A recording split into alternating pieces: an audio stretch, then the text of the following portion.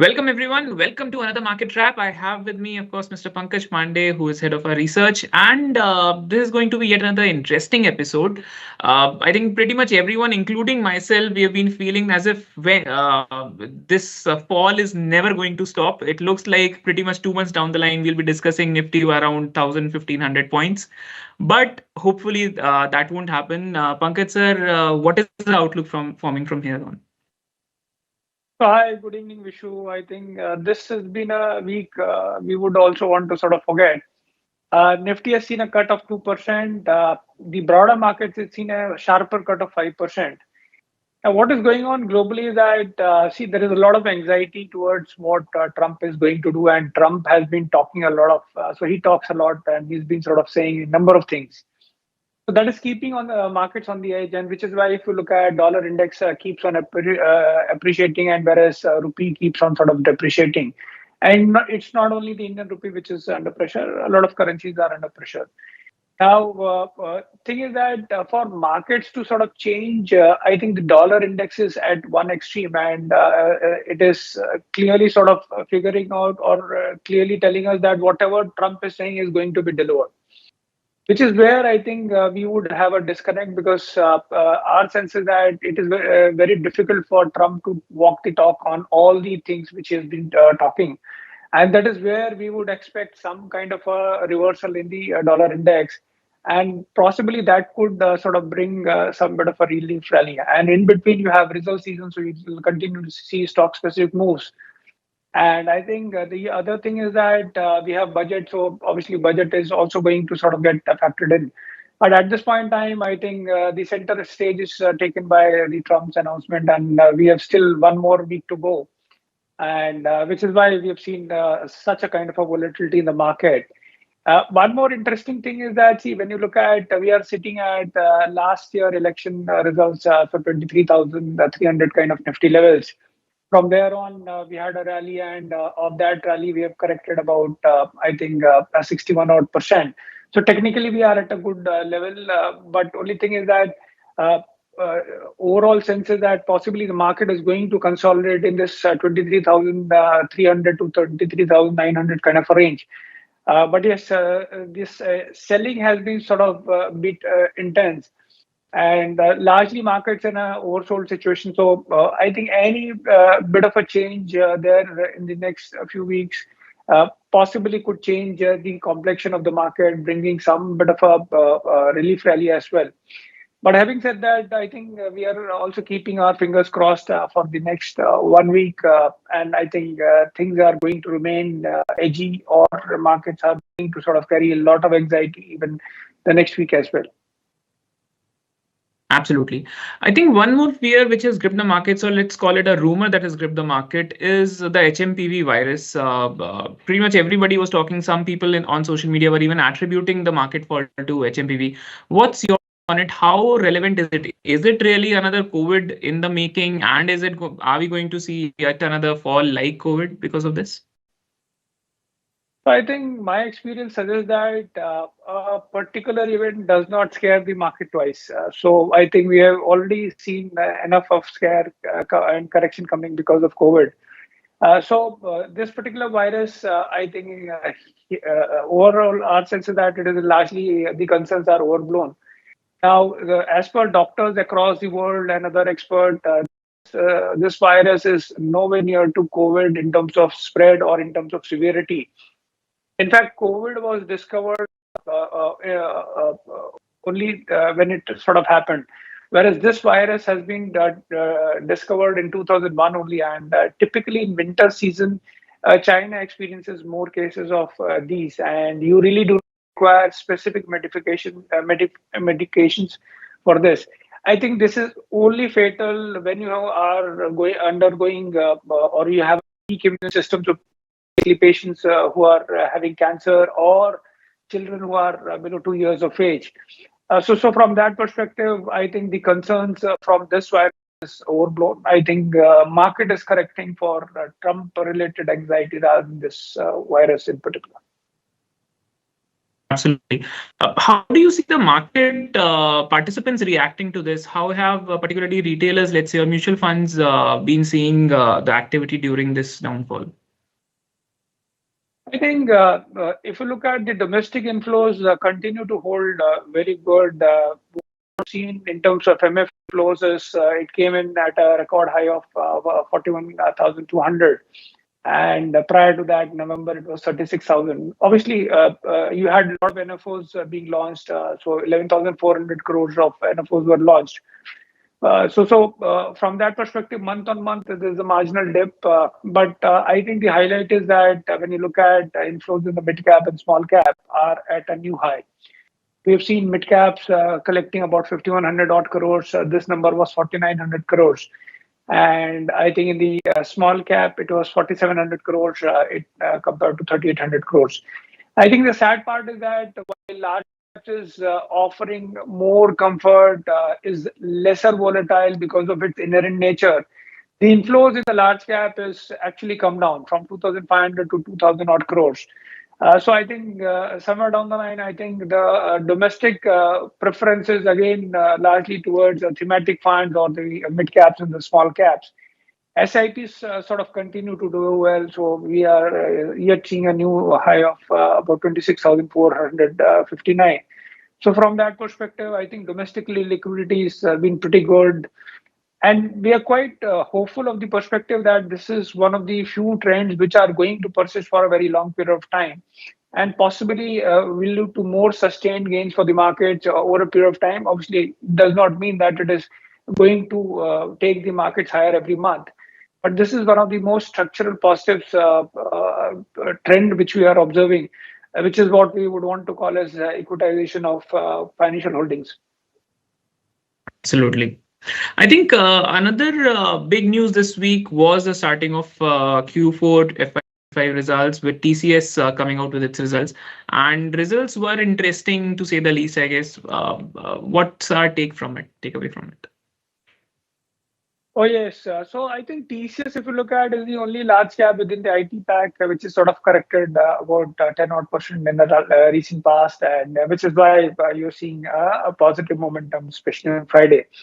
But having said that, when you look at numbers, so while both revenue numbers are muted, so flattish, but good part is that despite this flattish revenues, the margin profile was up about 40 bips.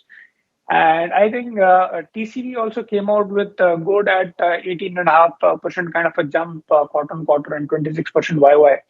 Now, it's not that TCV was not doing well, it was doing well. I think it is the commentary which changed the mood. So last year also TCV deals were good, but the only thing is that from TCV to sort of deal execution, I think that was, or the execution part was taking good amount of time, probably 9 to 12 odd months, and which is why you're not really seeing much of it percolating into numbers. Now, what TCS has said is that now the TCV is what they are sort of getting, or there is an expectation that the execution leg of that is going to sort of get faster, or decision making is going to get faster. So that is one of the key positives. The other positive was that while companies or the customers are saying that they are going to largely keep the tech budgets more or less similar, with a positive bias that in case if there is a case of a tax cut, corporate tax cut, which is what Trump is talking of, then there's a potential for discretionary spending to sort of pick up. I think a combination of these two lifted the mood, and which is why we've seen IT as a segment holding ground in, especially on Friday, compared to the overall significant decline which we have seen in across sectors and segments. So I think that was the thing. But only thing is that see, for TCS to outperform, see, this year they could be growing at 5%, and I think next year also about 6% and possibly 9% in FY27. Thing is that a good part of their revenues were also coming from BSNL, and so revenue has peaked out this particular quarter. So which is why they will still be lagging compared to a peer like Infosys in terms of growth. And which is why I feel that it's trading at about 26, 27 times. So our rating on this is hold as of now. But yes, overall commentary has been good, and it's a good beginning for IT results, to say the least. Absolutely, sir. Uh, Okay, next up, I think hotels is something that has been hitting the news. Last week also we discussed ITC with the ITC demerger. ITC Hotels is coming up, and this week I think IHCL Indian Hotels has introduced its new strategy. So, what's our take on it?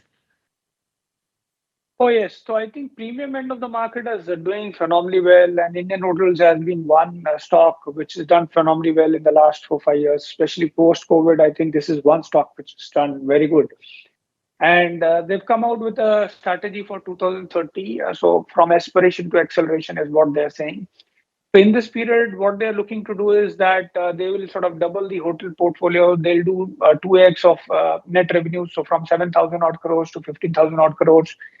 Then they're looking at EBITDA margin expansion, ROCs of 20%, and will maintain a net cash position. So what they're saying is that I'll double the hotel from say 350 hotels to 700 hotels, and across geographies. And revenue again, like I said, to about 30,000 odd crores. Now within the revenue, what they're saying is that management contracts or the new segments like Cumin and other, I think those will be contributing 30-35% of their overall revenues, and which is a high margin business plus asset light business. And which is why the overall sense is that you will see margins to sort of continue to expand. The margins were about 32% in FY24, and overall should go up to 36 odd percent. Good part also is that they are going to convert EBITDA into cash, and they're saying that they'll be allocating 12 to 15% of that for dividend. So dividend payout, our sense is going to be 20 to 40 odd percent, which is very good. Hotel has been known to be a very capital intensive business, but this is one company which is talking of giving or looking at a dividend policy as well. So from that perspective, I think the premium leg of the market continues to do well, and I think Indian Hotels is definitely the flag bearer there in the hospitality space. Absolutely. I think the premiumization trend is not just restricted to hotels, but in automotive. We saw this week news of Mercedes achieving some record growths. So, what's your take on it? Absolutely. I think so. Besides hotel, you have autos, which are clearly leading the premiumization wave, and third segment which is doing well is the real estate. Coming to auto specifically, Mercedes has achieved a lifetime high sales of 19,500. So they were talking of double-digit growth, but overall growth was better than their expectation of 12.5%. And when you look at what they're clearly saying is that the EV sales for them has literally doubled, and the demand for top-end vehicle is grown by 30%. And 25% of their volumes are coming with a price tag above 1.5 crores. So that way, I think they're sort of doing good. Then they're looking to invest 450 crores. Good part also is that they've launched two models. They've launched one model with a range of 820 kilometers, which is the highest range we have seen in the EV vehicles as of now. So obviously a good set of numbers. And I think one way to sort of play this is through landmark cars, because this is the largest retailer for Mercedes-Benz India. And I think with companies sort of ramping up or expected to sort of ramp up outlets, I think this company would be a beneficiary. And in addition to that, they also do retailing for M&M, MG Motors, and Kia Motors. So I think premium end of the market is definitely doing well. And one way to sort of play that is through landmark cars. But yes, numbers are definitely pretty good, because when you look at the companies like Maruti or Auto PV in general, the growth is 5-6%. So premium of the market is literally double the growth of what you see for a normal PV sector segment growth. Great. Uh, uh, I think getting a little stock specific, but SRF and Navin Fluorine this week saw sudden uptick in their prices. So, what was the reason behind that? So I think thing is that probably a leading US based distributor, which is the largest distributor, I think they're saying that there are shortages there, the refrigerant gas business, and potentially the hikes could be in the range of 200%. While they are talking of US, but there is always a fear that it could have a positive or it could have a rub-off beyond US markets as well. Now, there are two companies which are going to benefit if the prices were to rise so much. One is SRF, which has got a capacity of about 30,000 odd tons. And then they have an additional capacity of about 7,000 for R125. So basically, these are the gases which are used in air conditioners or for cooling equipment. And then you have the other one is Navin Fluorine, which has got a lesser capacity of 9,000.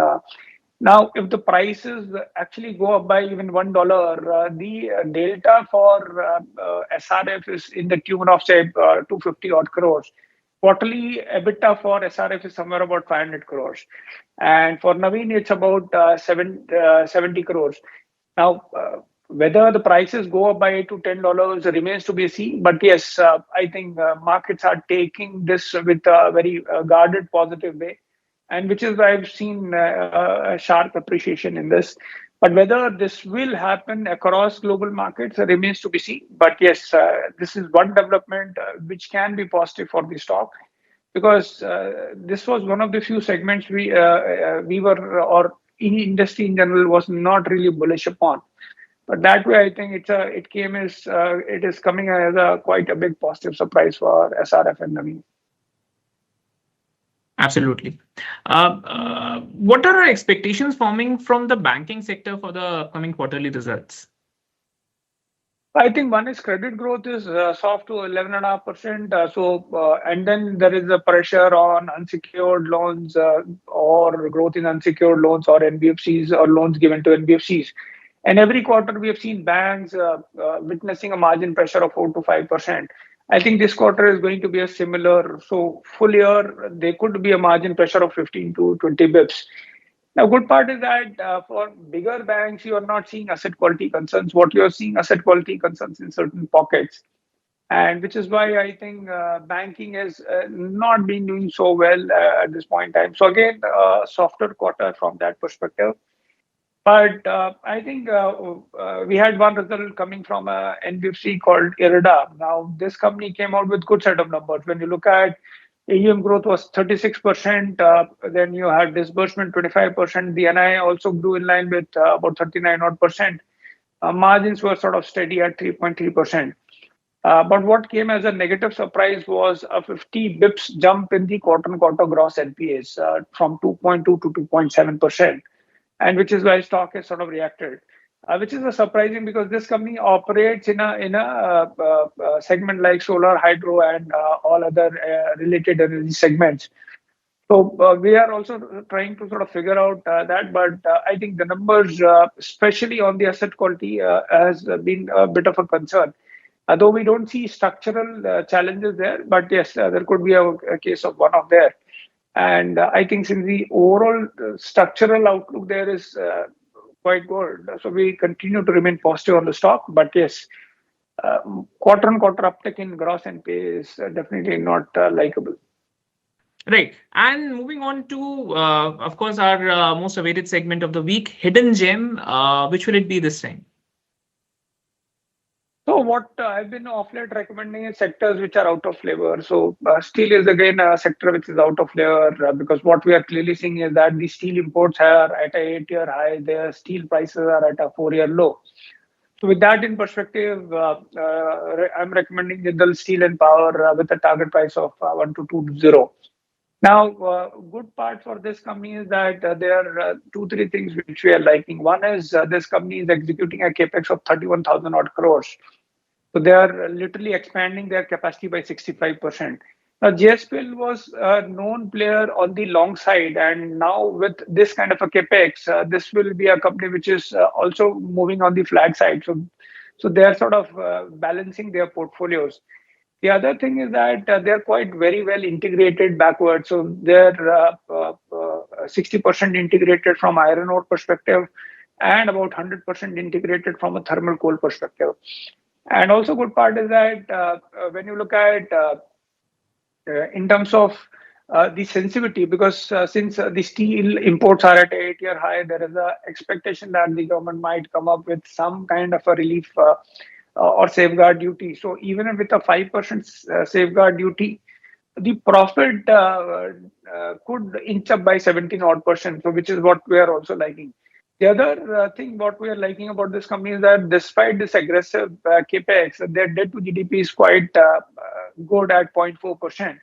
So balance sheet is quite intact, and then there are potential triggers across, and which is why I feel that despite this sector out of flavor, but still should be bought when it is out of flavor, not when it is doing very well. Which is why I'm recommending this with a target price of 1220. Awesome. Well, that was it for this time.